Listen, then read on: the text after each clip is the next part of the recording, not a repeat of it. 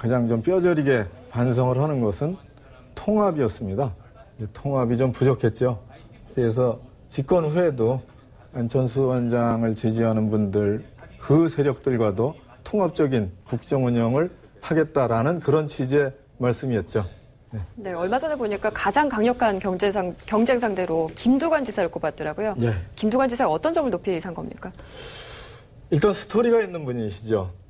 이장 군수 또 장관을 하셨고 이제 도정을 또 책임지고 계시잖아요.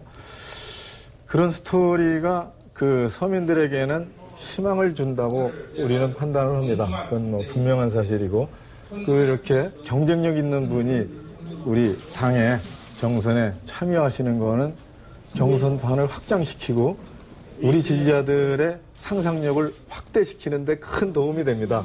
그래서 참 반가운 일이죠. 근데 그겁니다. 이제 다만 그 지사직에 관한 문제가 좀 아까운 그런 판단을 하고 계시는 지지자들이 많죠. 근데 그 부분은 이제 그 지사님께서 스스로 결정하실 일이고 또 당의 의견도 좀 들어봐야 될 거다 그런 생각을 하고 있습니다. 네, 최 소장께서 보시기에 문 고문이 어떻게 보면 김두관 지사를 좀 높이 평가했던 부분 예. 어떤 이유였다고 보십니까? 저는 아마 문재인 고문의 스타일상 어떤 정치적인 뭐 의도나 전략 곰수가 있다기보다는 그분의 솔직한 토로였다고 봅니다. 우선 아시다시피 지역적으로 같지 않습니까? 경남이 거기다가 또 노무현 대통령이 함께 보좌했던 사람이기 때문에 자칫하면 노무현의 거대한 지지 그룹 중에서 분열된 듯한 그런 이미지를 줄 수도 있고 이런 부분들이 상당히 걱정이 되고 또 실제로 그런 부분이 김두관 지사의 장점이고 또 문재인 고문이 갖고 있지 않는 장점 아주 친화력이지 않습니까? 김두관 지사는 그런 점에서 실제로 상당히 가장 강력한 주자로 생각을 하지 않나 이렇게 생각합니다. 네, 지금 뭐 스타일 얘기를 해주셨지만 예. 어떻게 보면 정세균 의원의 출마 선언장에도 직접 또 문 고문이 가면서 좀 화제가 됐던데 그 부분도 역시 소탈한 그런 성향 때문이라고 봐야 되나요? 예, 그건 이제 문재인 고문과 그 지지 그룹들의 고민을 그대로 반영한 건데요. 부산 경남 세력 이번에 많은 지지를 하고 또 그 지지 기반이라는 건 엄청난 장점입니다. 거기다 노무현 지지했던. 그래서 아마 그 마음속에는 호남을 지지했던 그룹, 그 그룹만 함께 할 수 있다면은 큰 힘을 얻을 수 있겠다 이런 생각을 했습니다. 그래서 이제 이해찬 대표나 박지원 고문의 어떤 이박 연대를 지지했지 않습니까? 그래서 정세균도 호남 출신이기 때문에 그런 호남 출신 지지자와 어떤 연대 의식 그리고 끌어안고 싶은 포용 의지 이런 것들이 그대로 반영돼서 이건 정세균 후보에 대한 그런 어떤 고의랄까 그런 게 또 반영이 됐다고 봅니다. 네, 이 부분을 바로 또 다시 여쭤보겠습니다. 그날 문 고문께서 거기에 가신다는 걸 아셨습니까? 저도 갔습니다. 네. 어떤 의미로 가자고 하시던가요? 우리는 본선을 이제 예비하고 준비해야 되잖아요. 본선에서는 모든 분들이 힘을 합쳐서 공동의 목표, 우리의 목표인 정권 교체를 이루는 겁니다. 그래서 과정 중의 경쟁은 협력과 격려 그리고 또 헌신이라고 생각을 합니다. 그걸 이제 차별화되고 또 갈등의 구조로 가져갈 생각은 전혀 없죠. 답변이 됐으니까. 알겠습니다. 네. 안철수 원장이 아직까지 뭐 대선 출마하겠다 얘기를 하진 않고 네. 있어요. 근데 만약에 대선 출마를 하게 되면은 문재인 사인공과의 대결도 피할 수가 없을 것 같은데 여기에 대해서 어떤 전략 갖고 계십니까? 뭐 아직은 출마 선언을 안 하셨으니까 가상의 말씀을 드리면은 우선 대결 방식보다는 아까 말씀드렸듯이 이해의 원칙의 문제가 좀 먼저 얘기된다고 봅니다. 정권 교체를 바라는 야권의 지지 세력이 한데 모이는 또 힘을 합치는 방향에서 안철수 원장님과의 관계를 풀어가야겠죠. 그런데 이렇게 생각합니다. 민주통합당은 전통 있는 정당입니다. 그리고 집권을 2번을 했던 경험이 있는 큰 정당이죠. 그래서 당내 경선을 이제 앞으로 한 3개월 후에 이제 완료하게 되는데 그 과정에서 저희는 상당히 많은 국민과 대화를 하고 소통을 하고 참여를 하는 방식으로 경선을 치를 그럴 준비를 하고 있습니다. 오바마와 힐러리가 그 경선을 치렀을 때 오픈 프라이머리죠. 당시 오바마가 그 경선에서 250만 명의 지지를 받았고, 2,500만 명의 지지를 받았고, 힐러리가 2천만 명의 지지를 받았습니다. 본선에서는 6천만 표로 이겼죠. 저는 그렇게 생각합니다. 우리 당의 내부 경선 과정에서 우리 당을 바라보는 또 지지자들, 당원들이 결집을 해서 후보를 만들어내면 그 순간 오히려 여당의 후보를 압도하는 그런 지지가 형성될 거로 저는 믿고 있습니다.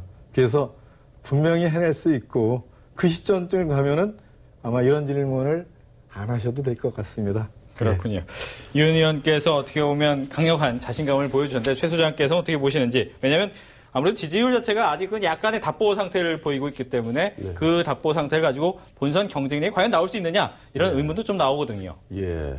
저는 뭐 대부분 다른 후보들도 전반적으로 시간이 흐르면서 지지도는 좀씩 올라갈 거라고 봅니다. 다만 이제 본선 경쟁력이 어떻느냐 이게 이제 관건인데 문재인 고문 같은 경우는 지지 그룹이 색깔이 분명하고 선명하고 견고하다는 점에서 다른 후보들의 상당히 경쟁력이 본선의 경쟁력이 높다고 생각합니다.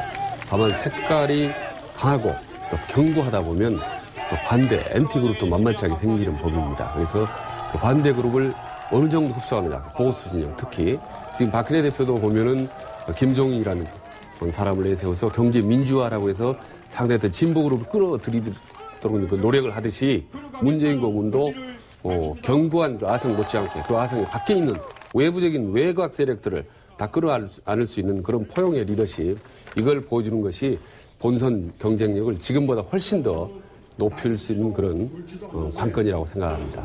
네, 대선 후보로서 문재인 고문이 내세우고 있는 어떤 특별한 공약, 이것만은 좀 다르다 이런 것들이 있으면 좀 말씀해 주시죠. 기본에 충실하는 거죠. 가장 중요한 게 일자리 혁명입니다.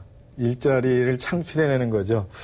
그를 위해서 비정규직의 정규직 전환을 촉진시키고 그리고 비정규직에 대한 차별을 좀 철폐하는 그런 정책에 중심을 두려고 합니다.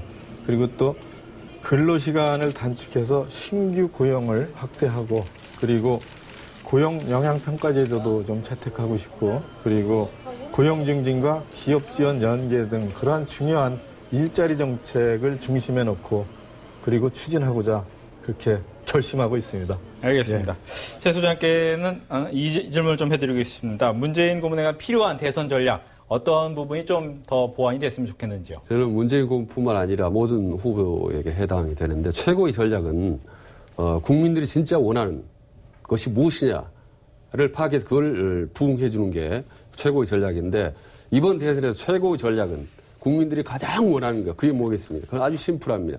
그건 통합과 방금 말씀하신 경제입니다. 그러나 경제는 분명히 손에 잡힐 수 있는 구체적인 국민들이 먹여 살 수 있는 정사진을 제시하고 그리고 지금 여러 갈래로 나눠져 있습니다. 우리 사회가. 그래서 그 통합할 수 있는 그 통합의 리더십을 보여주는 이 두 개의 수레바퀴, 이 두 개의 카드를 국민들이 손에 꽉 잡힐 수 있도록 내세우는 것. 이게 바로 문재인 고문도 다른 후보와 마찬가지로 가장 보완해야 될 그런 저는 중요한 제1과제라고 생각합니다. 네. 끝으로 윤 의원께 한 가지만 더 질문을 드리겠습니다. 네. 아무래도 최근에 당내에서 문대, 반문 이러면서 여러 가지 얘기가 나오는데 어떻게 보면 문 고문에 대한 여러 가지 공격이 있는데도 불구하고 어떻게 보면 반격은 좀 안 하고 계신 모습이거든요. 앞으로 계속 그런 식으로 가실 것인지 아니면 어느 정도 반격은 좀 준비하고 계시는 건지요? 그게 지지도에서 단연 앞서고 있으니까 다른 좋은 후보님들께서 이제 공격을 하시는 걸로 이해를 합니다. 근데 우리의 목표는 분명히 본선입니다. 본선에서 그분들의 도움과 헌신 그리고 지원을 꼭 받아야 하죠. 그런 취지에서 우리는 협력적이고 또 함께 가는 그런 경선을 치르려고 합니다. 네. 그렇다면 공격에 대해서는 반격을 안 하실 걸로 알 것 같습니다. 지금까지 문재인 예비후보의 비서실장인 윤후덕 민주당 의원과 대통령 리더십 연구소 최진 소장과 함께 이야기를 나눠봤습니다. 오늘 말씀 고맙습니다. 네, 감사합니다. 예, 고맙습니다.